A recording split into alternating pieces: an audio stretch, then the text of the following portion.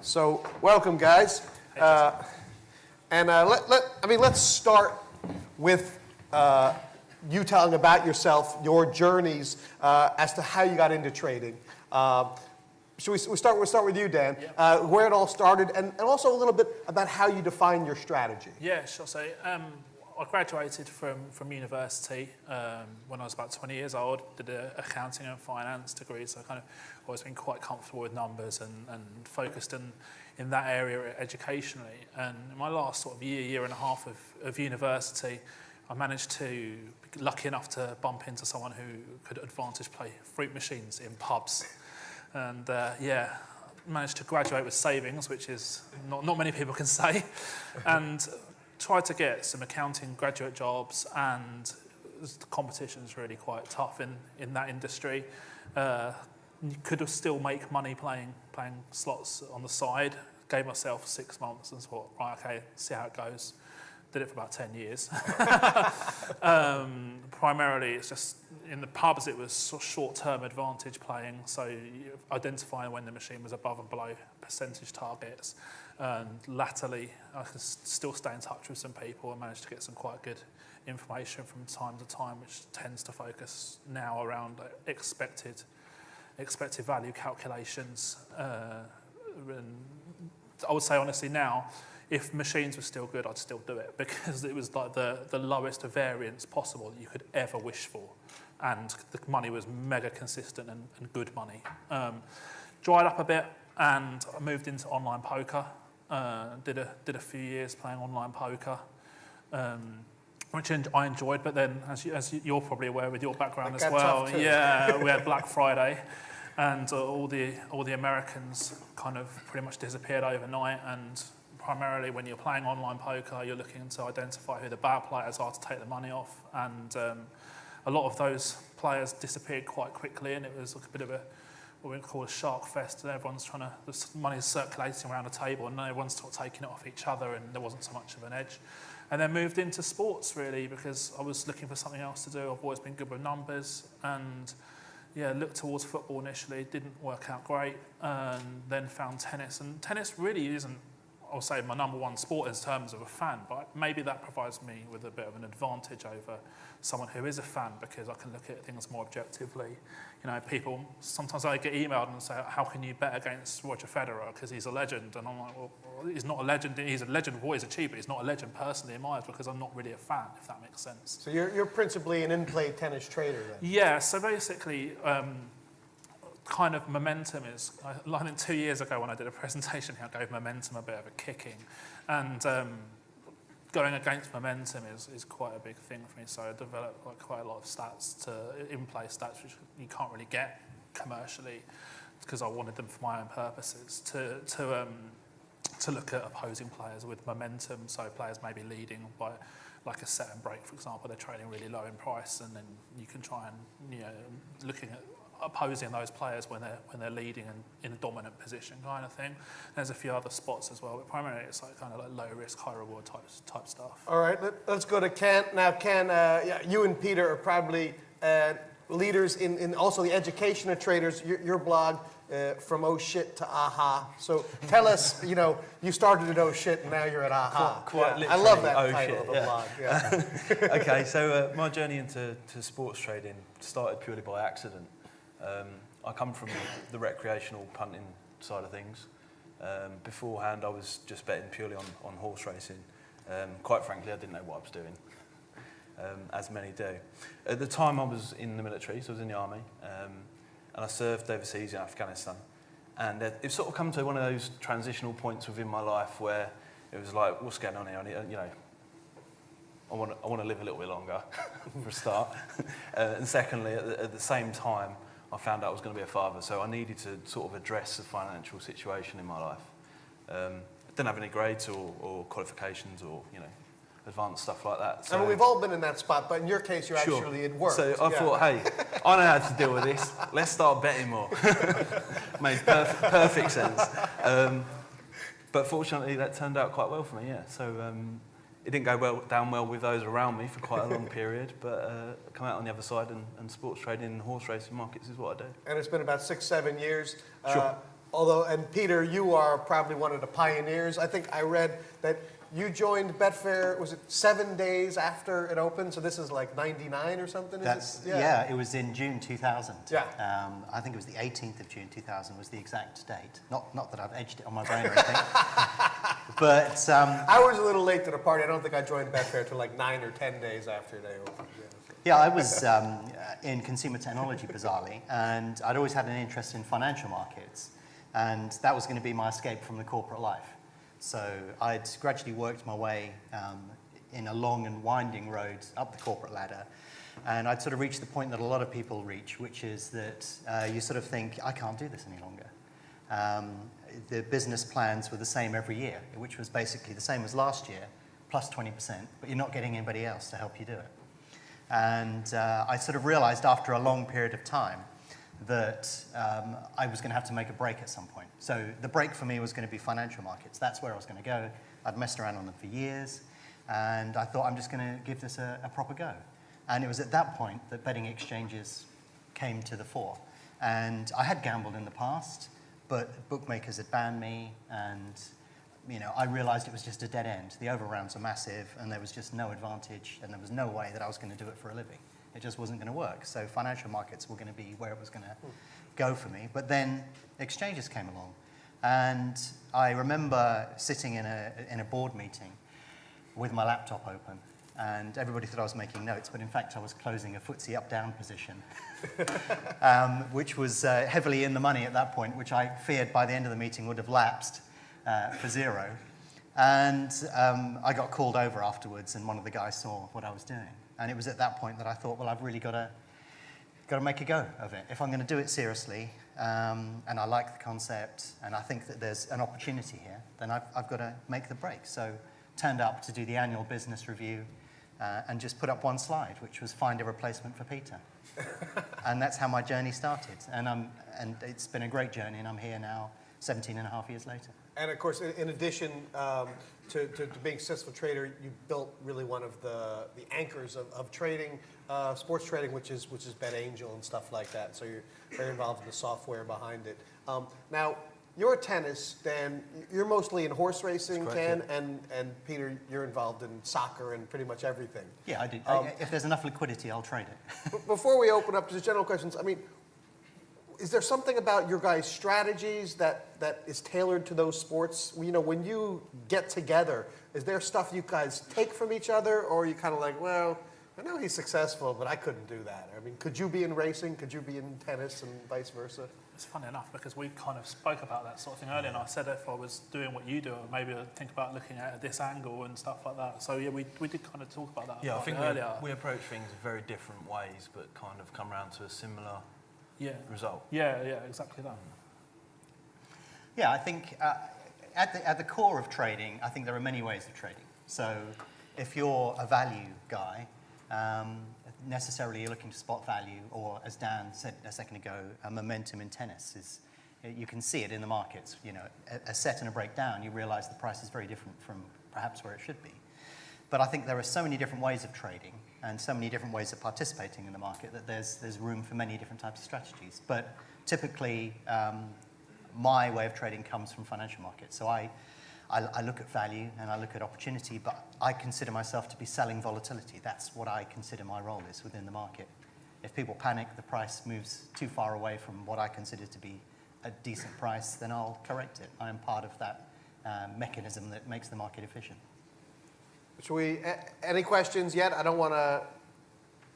Question from Dan. Yeah, sure. I spoke earlier about poker.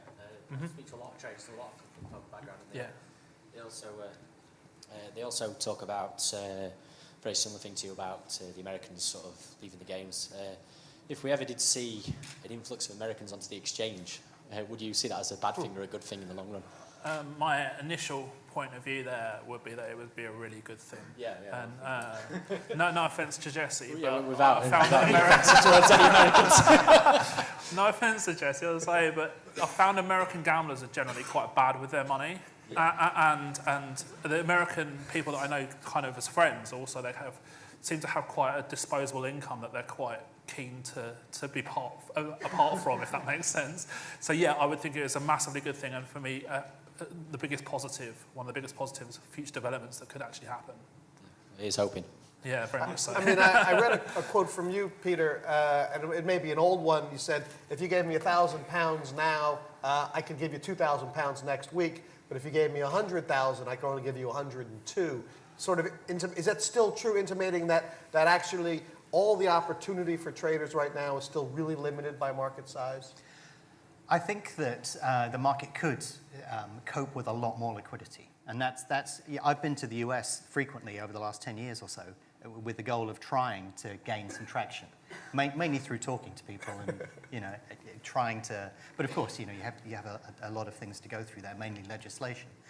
But depending upon how you decide to trade as well, you'll get a slightly different answer.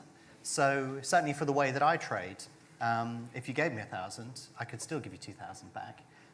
But if you gave me 1 million, then you're severely restricted. So if you look at the average UK race, it does about £500,000. And so the more liquidity that we get, the better. And to be honest, I really thought that after all of this time, we would be at the stage where an individual racing market would be doing millions. And that's sort of where I want to see the whole exchange concept go. I'm not talking about specifically, one exchange partner or another. I want to see it absolutely massive. And if the US came on board, then that would be absolutely massive. And I'm hoping that all of the US citizens live up to Dan's expectations, because that would be massive for us as well. I resemble, as I said, I joined Betfair 9 days after it opened, still yet to have a winning year there. So, I mean, you definitely want the Americans on. And anybody else, just shoot your hand up and we'll bring a mic around.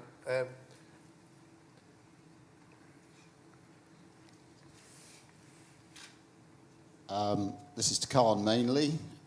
Betfair premium charge. I assume you're paying it. I guess you are. How much does that actually affect you? Straight to the throat.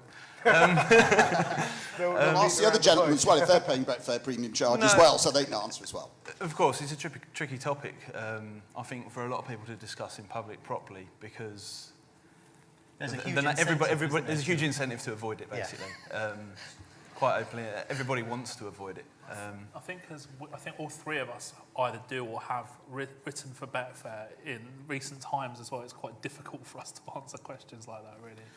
But I think, in all honesty, it's a good question, because it is an issue within the industry, and that is why your matchbooks exist, because there's a positive outlet there for that sort of money. So the bizarre thing, and one of the issues that I have with the premium charge, is as the markets have become more efficient over time, the great thing about exchanges is the overround now is absolutely minimal. It's absolutely tiny. So the edge that you're having to overcome to be able to make money is the smallest that it's ever been in the history of this type of market, in betting in general. So the bizarre thing about the premium charge is that it makes no sense for me to bet on Betfair. So all of that activity and all of that business goes elsewhere, which doesn't seem to make any sense to me. But obviously, for our sponsors today, that makes fantastic news. It does seem a bit contradictory. There must be a better dividing line. Well, you could say that the premium charge, it goes hand in hand with the commission structure. I mean, Ronan Ryan, if you're before lunch, he said he's counted, is it 864? I think he said different commission structures for financial exchanges. We certainly have a lot of different ones in the sports exchange as well. Are we clear right now? Is it clear what's best for the different groups? I think the main problem with premium charge is the way it's calculated, because it's very flat across the board. Yeah. There's not like an annual allowance or something like that. That would be far better in my opinion. But obviously they've got to factor in people doing different things, different edges, court-siders, people taking a lot of money out of the market via other means.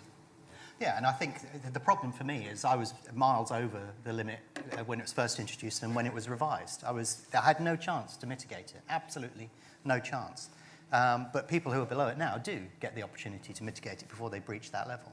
So it's totally unfair on people like me, although you could argue that I was one of the people that actually helped create it in the first place by doing too well. But I think there is a better model. Having come and spent a lot of time in financial markets, I'm used to an ECN, a pure exchange. where you pay a transaction charge. Now, I don't want to pay transaction charges, but by the same measure, I don't want my profits to vanish because I'm risking my own money on my own terms to put that through the market, and I should be rewarded for that, not punished. That's how I feel.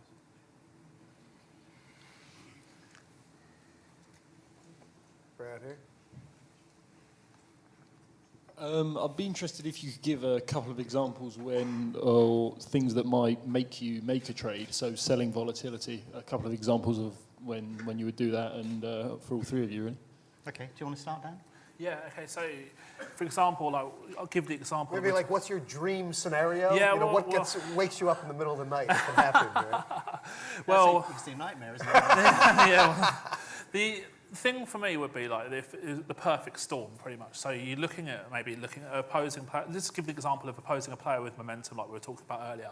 So you'd have the stats that you generate before the match, so you would know whether a player had poor recovery or good recovery or poor deficit, they're bad at leading or whatever, bad at front running, and perhaps more vulnerable on serve than average, stuff like that. But then you could also put that in conjunction with like the in-play statistics as well. So for example, give a real broad example, the guy who's a set and break up might have literally just taken his chances, converted the 2 break points that he's received in that game, and then the guy who's losing has like wasted an abundance of chances and could easily, he's arguably been the better player, but not taking his chances. And then you can kind of marry the two things up, the stuff you've identified before the match and then stuff in play as well, kind of in conjunction with each other, can work quite well. What about you, Ken? I mean, it sounds like Dan That's is... very tennis related, yeah. If we move over towards the horse racing markets, I'd say situations where there's not a lot of information on offer, a lot of uncertainty and fear within the market. So sort of the first thing that springs to mind is like Barney Curly runners within the market. If you've ever watched one of them on the ladders... It is such a shame he's retired, isn't it? Yeah, sure. If you've ever seen one of them in the past on the ladders, it's crazy. Yeah. And them sort of situations, the market talks to you more. So from my point of view, I prefer that. Yeah, I think you could give several. I know what the perfect trade is. I've scored it in my head 10 out of 10. And it happens, just not very often. So you're generally dealing with a graduation of opportunities. Some are awful that you definitely shouldn't take advantage of, and some are slam dunkers. And you need to do everything you can.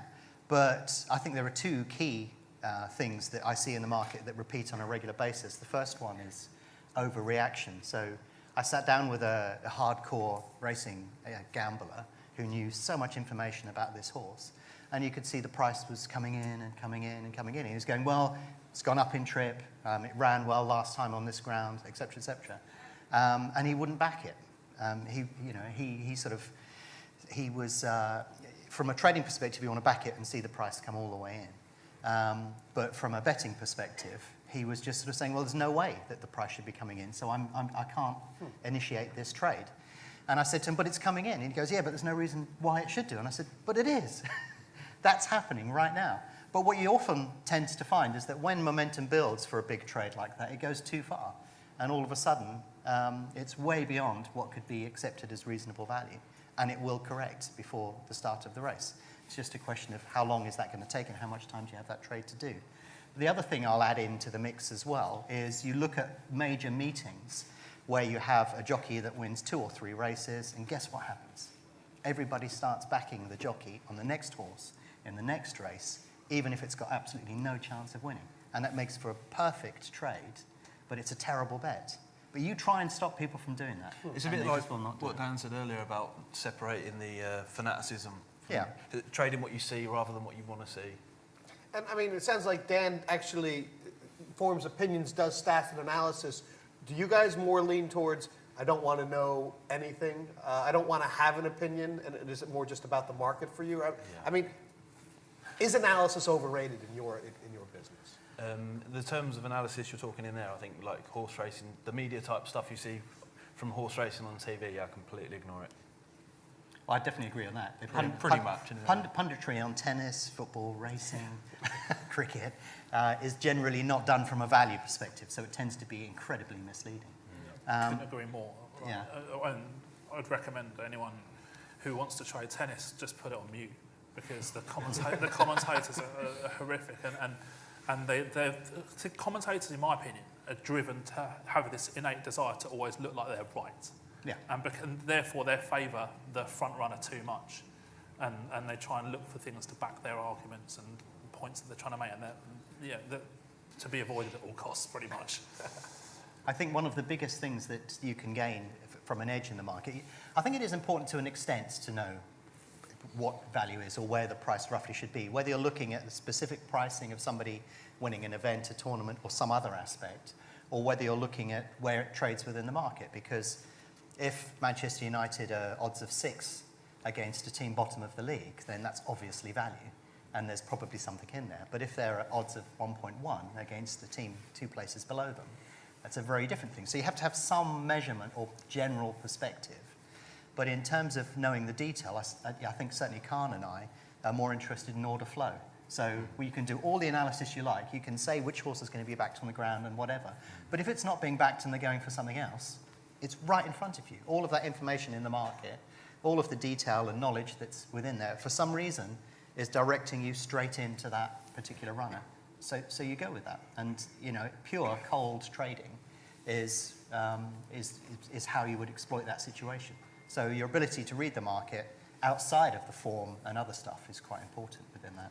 But you can use both. But typically, I'd say that both of our styles are typically trading order flow. Right, you're not coming up with a tissue. I mean, an actual. Yeah. No, I've done it, but it didn't help. It made no difference to me.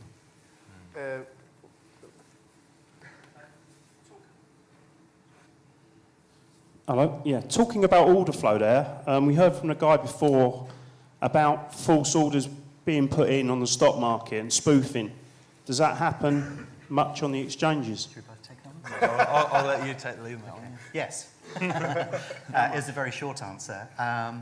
There is this game of cat and mouse going on.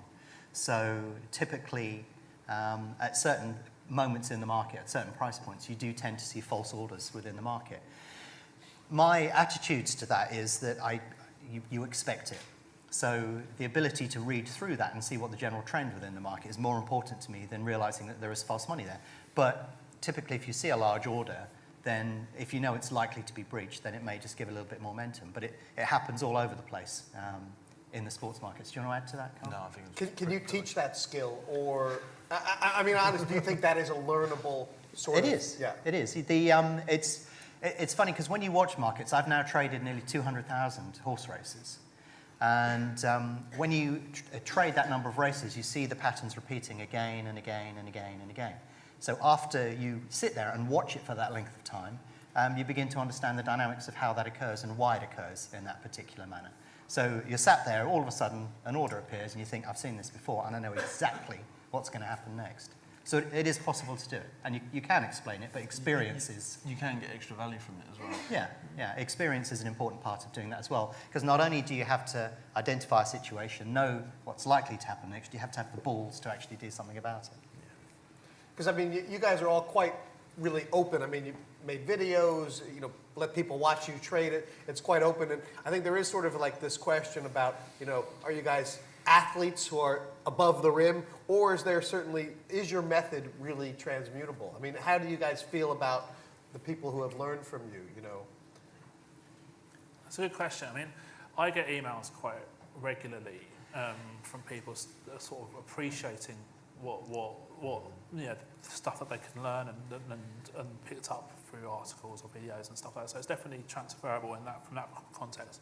But then you also probably get quite a few people that say, look, I'm struggling primarily because they've got like bad bankroll management or discipline and things like that. So yeah, I think a lot of it's down to the individual person as well, who you're trying to translate that to. Yeah, you do hear from them. I think that those people typically, they don't shout a lot. You might get one message and then never hear off of them ever again. So it's a little bit biased in the general public. You hear about people that are sort of unhappy, but the people that are kind of like, screwing it away and off they go. They don't. Yeah, I think the difficulty with trading is that there's never a definite yes or no to anything. And you're always in a grey area. So you're sort of saying, well, this is likely to happen, but there's a chance that it may not. And so I think psychology comes into play a lot, and it's quite easy to identify when you see people who've got the right psychology or not. I've had a couple of great examples in the last couple of days. But one of the things that helped me evolve as a trader was understanding that decision-making process. So I got really deep into the psychology of trading and started looking at prospect theory, which if you've never read up on it or you don't know what it is, wiki it straight away and start reading up on it, because it describes how people treat profits very different from losses and how that influences the decisions that they're likely to make. So when I'd read up on this and understood the way that it influenced the market, then from my perspective, it allowed me to exploit it. But from the general market perspective, even if you give somebody a really, really good strategy that's absolutely perfect, that they cannot lose money on, they will lose money. So you have to combine those components together. I think there's a bit of analytical stuff that Dan's talked about. You need to be able to understand and trade the markets, but you also need to have your head in the right place to do it. I think that, just to add to that, that applies a lot more, I think, to sort of pre-race horse trading, because the markets are more sentiment-driven. There is a lot more of that at play. Yeah. And it's the part that's easily forgotten and the part that's not very glitzy and everyone wants to talk about, but it's a huge contributing factor. It is. I totally agree. And if I do a video on psychology, nobody watches it. But if I do a video on how to make 150 quid in 2 minutes, I'll get loads of likes on it. Yeah, exactly, yeah. And the fact is, it should be the other way around. Yeah, I agree. Here in front, John. Hi, Peter. About 10 years ago, when you were kind enough to appear on Dew Storm Radio, I think your turnover was about, well in excess of a billion then. That was 10 years ago. What is it today? Yeah, it depends how you, there are so many, the difference between 10 years ago and today, for example, is that I do more markets than I do now. So I'll cover, for example, I picked up and started doing greyhounds again this year, which seems total madness because nobody does it. It's very illiquid. But I just fancied the challenge of getting involved in that. So I must admit, I don't know how much I've done on greyhounds this year, but it would be pretty significant, I would think, because there are about 100 races a day that you can participate on. But for me, part of the equation was not understanding that you could do something. It was pushing the scale on which you could do it. So as people know and often take the mick out of me, it's a real rarity today for me not to have a laptop and to be trading right here, right now. Because it will always be something that takes priority. I've only had one Saturday off in 17 years. My gosh. Simply because that's the biggest day of the week. So I can't give you a definitive answer on what it is, but I'm much more active than I was 10 years ago. Got to be double then, hasn't it? Double? I've no idea. Some, for example, I'm sort of at the stage in my life where I'm changing priorities a bit. Yeah. So my children are old enough to gamble and trade themselves. So it's completely my intention to hand over responsibility to them. So a Wolverhampton race on a Tuesday evening or a Wednesday evening at 7:30 that's going to turn over 300,000, I'm not interested in. So liquidity drops there. But when we get a big Group 1 race on a Saturday, I'm going to be behind my desk, armed to the teeth, and the door's locked, and nobody disturbs me for the rest of the day. And I may not even go to the loo. So I think, I've declined in some areas and grown in others. But I'm a perpetual fiddler, so I'm sure there will be other markets. I really would love the liquidity to be so much higher than it is now, because I would certainly... Is that affecting your ROI? Obviously, the bigger your bank gets, then your ROI has to go down a bit, I would think, no? Yeah, any excess capital gets invested, basically, now. So I spend a bit more time investing now than I used to 10 years ago. So any excess capital that I can't use in the market goes and is invested, or I'll have a punt on VIX or something at some point in the futures. And when I'm back in Malta, you'll come on Dew Storm Radio again, yeah? Yeah, sure. Thank you.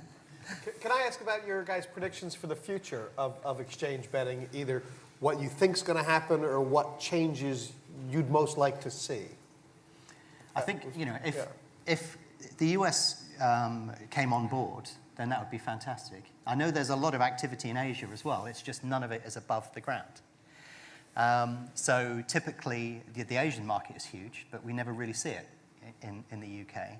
And I think if the US market took off, that would be fantastic as well. And from my perspective, I'm going to keep on pushing from there, even though there's not necessarily a benefit to me creating that opportunity. I would still love to see it happen, if not for me, for the people that follow. So that would be the best thing. I think that Bitcoin exchanges are going to pop up inevitably. I think that will service markets that can't be serviced by traditional means, but that liquidity will probably not spill over into the traditional and regulated exchanges. But nonetheless, blockchain technology may end up creating an opportunity off the back end of that and changing the way that exchanges work. But why not just trade blockchain? I mean, why not just, is it the same? Yeah, I mean, it would. I think there will always be opportunities. The most important thing is, because the opportunity is there and it's been proven that it's there and loads of people have done it, I don't think that you can pigeonhole exchanges back into the box from whence they came. I think that will always be there. It's just a question of the scale and scope of it. So I really hope that it will continue to grow. And that's half the reason I'm here today as well, is that I think that whoever wants to support that will get my support as well.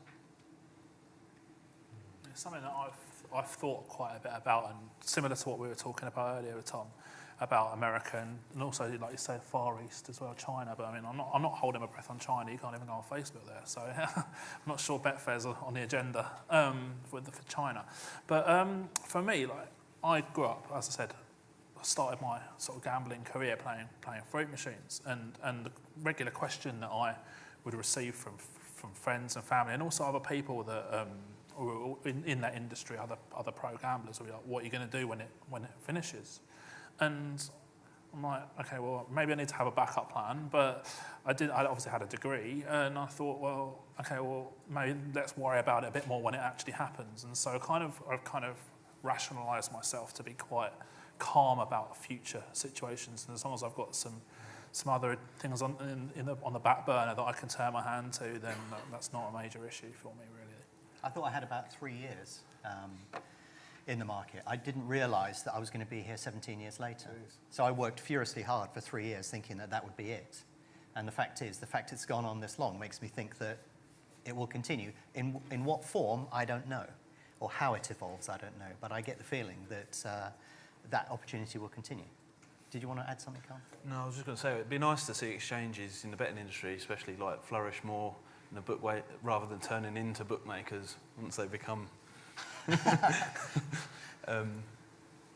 more dominant. But whether that happens, I don't really know. They should be, really, in all honesty, shouldn't they? In truth, yeah. Because it's a much better way to, if you're placing a bet on an exchange, then the overround is going to be so small.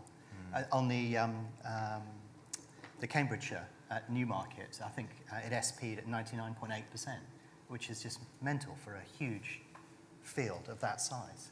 And whichever way you look at it, that's got to be great value for money.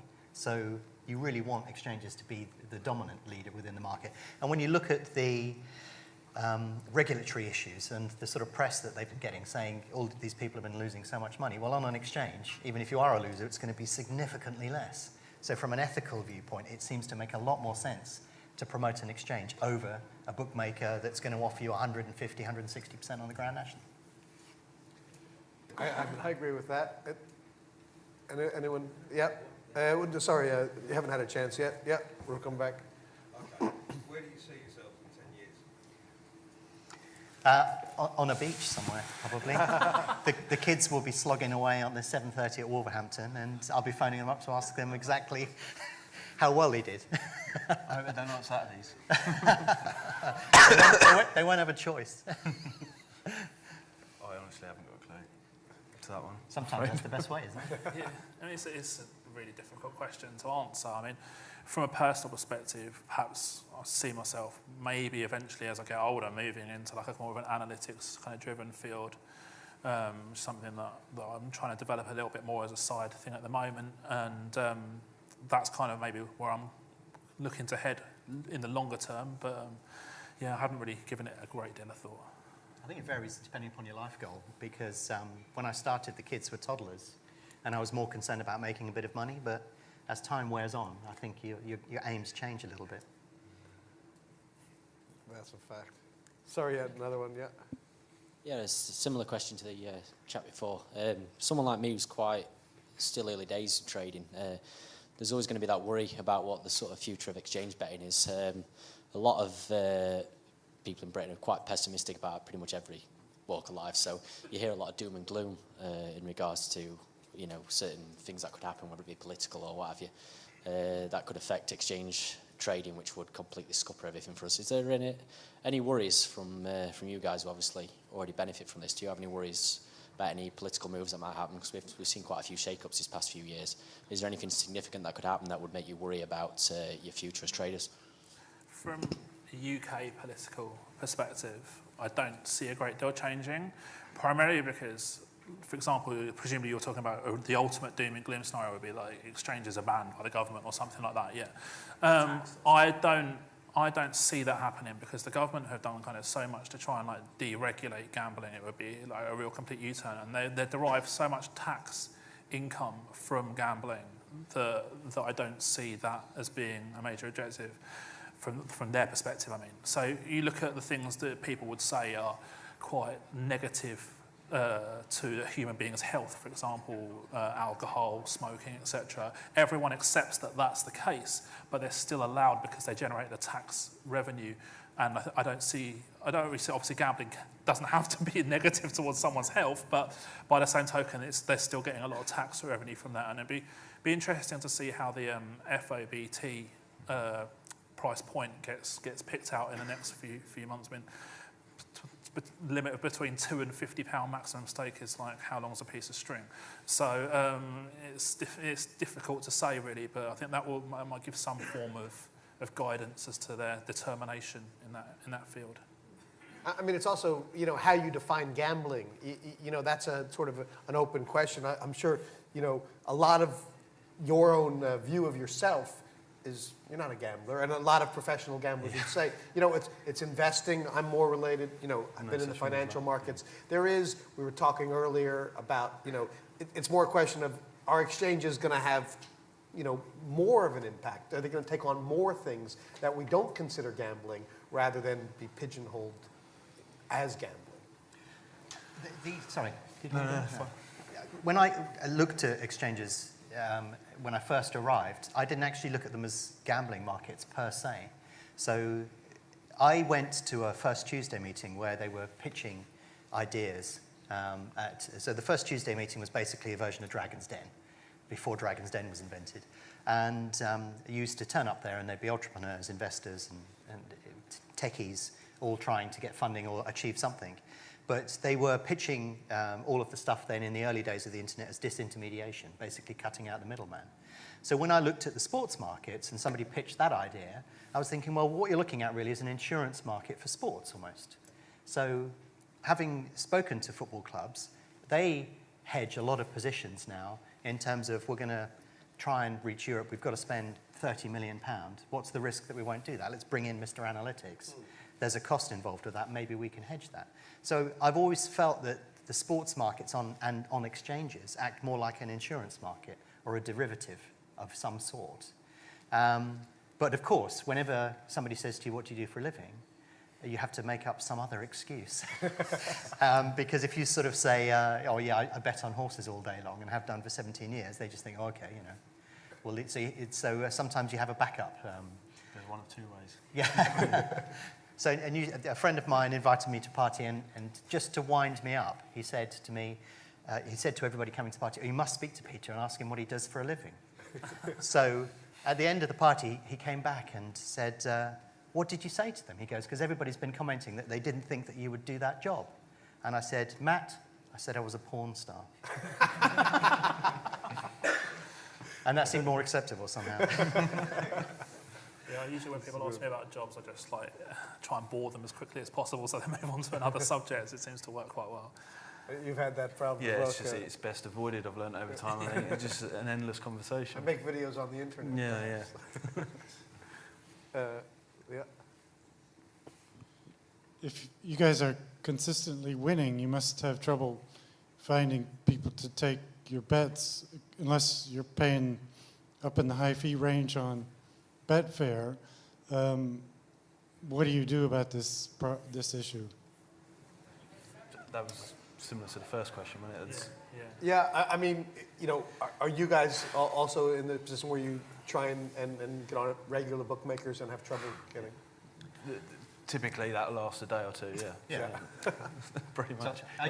I originally started arbing years ago when I first joined Betfair. That was the very first thing that I did, was I figured out that I could get 16, 20 to 1 on a golf player in the US, and then stick it on an exchange at a much lower price. And so I was typically arbing in the very early days. But that all vanished fairly quickly because nobody wanted to take my position. So I sort of gave up using bookmakers a long time ago. And you know, arbing is one thing, and really match betting is quite big as well as far as ways into trading. Would you say that like that is a great route to sort of get into trading, to understand That's it? definitely a calm You start question. out, or I mean, what are the routes in? Right? Sure, there's a lot more people coming in via that route, I think. Yeah. It's more common knowledge, and that probably links in well with the question about accounts being closed, because I think that more and more people that are very, how do I word it, ordinary, that, you know, they're not doing this full time, and you know, and into the numbers as such are getting closed out very quick. Anyone with the audacity to use a price comparison site a lot of the time, yeah, basically. So that's definitely a route in, yeah. I think the problem when you get people that migrate from match betting to trading is it's a very different world. So if you're doing match betting, you're sort of saying, I'm putting £5 here, £10 there, and I'm getting £5 back. Whereas with trading, you're saying, I'm putting £5 here, and I may get £6 back, perhaps, or I could actually get £4 back. But over the next 100 races, I'll probably get back a bit more than I put in. So it's a different construct to match betting. So I think it's a harder journey. But that said, probably traditional gamblers that try and trade sometimes have difficulty overcoming their analysis. It's funny. I mean, you know, if you try match betting, I would say you could say everybody that tries match betting and takes it seriously is successful. You know, you could take sports betting in general and say, you know, 5% or even 1% of people are successful. What about trading and taking, you know, how easy is it and how high is the failure rate? I guess part of that depends upon what you're trying to do. So I consider myself to be an outlier in terms of what I've achieved. So if I would never sell it on the basis of somebody replicating what I've achieved. But if you want to do better than you have done with a gambling strategy, you'll almost certainly do better. But in terms of the rate at which people do or don't make money, it's going to vary dramatically depending upon what exactly they're attempting to do. And I must admit, I do not know what that rate is. And their own personality is such a massive driver to that as well. Yeah, it's a very broad question. Yeah, massively. So, for example, like we spoke about earlier about playing poker and stuff. So, generally accepted is that a poker player playing a cash game might need 40 or 50 buy-ins to play that given maximum 100 big blind buy-in for that table. And it's a similar concept can be applied to trading, and it definitely had good application on that basis for me personally. But how many people really do that? It's so personality driven. It's so difficult to put a figure on it. I mean, even like guys who are like really gifted could have really bad money management skills, and can't win for that reason. Yeah, or disorganisation, etc., till gamble when they're under the influence of alcohol, etc. And I mean, poker players regularly, we used to speak about that quite a lot. Gamble, tilt their whole bankroll on like when they're drunk. And I think the phrase I've always come up to figure out whether you've got an edge or not is just look at social media, and then you'll realise that you probably have got an edge. Doesn't everyone win on Twitter? We're only going to be able to take a couple more questions, so yeah. Oh, here we go. Hi there. Question really about money management. So often when you enter the market, you're entering the market because it's a value, you think the price is too high. But then the price trades down, and to preserve your bankroll, do you trade out, or do you, even if the price is still too high? If you look at, I think there are two general approaches to that process. The most important thing, if you're talking about stopping out a bad position, is that all too often people use an arbitrary mathematical measure, like a stop of 5 ticks, 7 ticks, or whatever, when in fact I almost never do that. So I'm going into a trade on the basis of having 5 or 10 things in my head that I think will make this trade develop to a profit over the next few minutes. And if that deteriorates, then I'll close my position. And that could be for a loss or a profit. But if a position starts to go against me and all of those things are intact, then I'll still hold my position. But typically, most of the trades that I do, I'm going in on the basis of trying to take the lowest risk possible with some upside. So part of the trick of getting a situation that isn't going to deteriorate is to have a decent entry in the first place. Do you have any stories about getting in too deep? I mean, or do we? Yeah, I remember the worst trade that I ever did was that it's now called Chelmsford City. It was Great Lees back then, and I got on the wrong horse at the wrong time. The price went the wrong way, and I still thought it was fine.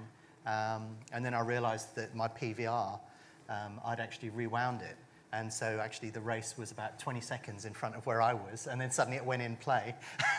And the whole thing just disintegrated. And I've never had one as bad as that ever since. That was quite a few years ago. But yeah, sometimes the worst possible losses are the ones that you don't even think about. Yeah, I think just to add to that, there's sort of two elements to that question. The first one is obviously you're just constantly reassessing the situation, because only when the situation, it depends how dramatic it is. When it turns, that's when you want to look at sort of scaling out or closing out the position. And the second one, particularly more for people that are newer to trading, I think, is knowing your own personality. Because if you can't cope with the tick increments of profit, the amount it's moving, then you're probably better off taking a small amount out straight away. That's more sort of the but beginning. But also stake sizes as well. If you're panicking because the positions have gone against you, your stake is probably too big. Yeah, if you know that's evoking that emotion and fear in you, then you're better off downsizing it anyway, so you've got sort of clarity for the decision. The thing that I would add to that would be, if you're entering, you're entering for a reason, right? And instead of having like an arbitrary tick loss that you are prepared to tolerate, I would maybe encourage you to think, does the condition that I entered the market with still exist? And if it does, then maybe you might want to hold it for a longer period of time, if that makes sense. I think we're out of time, unfortunately. So we're going to take a coffee break, but hopefully you guys are going to stick around. And if anyone has any more questions, so we're going to take, I think, is it 15 minutes for coffee or 10 minutes? And then be back with our next session. But thanks very much, guys.